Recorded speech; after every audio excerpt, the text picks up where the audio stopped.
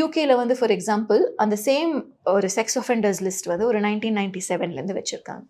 அங்க இப்போ ஒரு சரி கவுண்டி அந்த மாரி எடுத்துக்கிட்டிங்கன்னா, இந்த கன்விக்ட் ஆயிட்டு ரிலீஸ் ஆனவங்களுக்கு ஒரு போலீஸ் ஆஃபிசர அசைன் பண்ணியிருப்பாங்க. ஸோ அந்த போலீஸ் ஆஃபிசரோட duty is to surveillance this person throughout.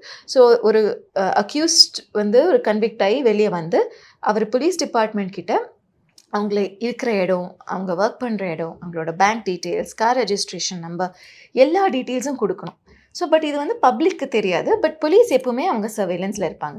So அவங்களோட ஒரு போலீஸ் டிபார்ட்மெண்ட்டுக்கு தெரியும். ஒரு ஆஃபெண்ட் பண்ணிட்டு வெளிய வந்திருக்கவரு, ஒரு எய்தர் ஜெயில் டெர்ம் முடிச்சு வந்திருக்கவரு, ஒரு பெயில் டெர்ம் முடிச்சிருக்கவங்க, எங்க எக்ஸாக்ட்டா என்ன பண்றாங்கன்னு அவங்களுக்கு ஆல்வேஸ் அந்த சர்வேலன்ஸ் இருக்கும்.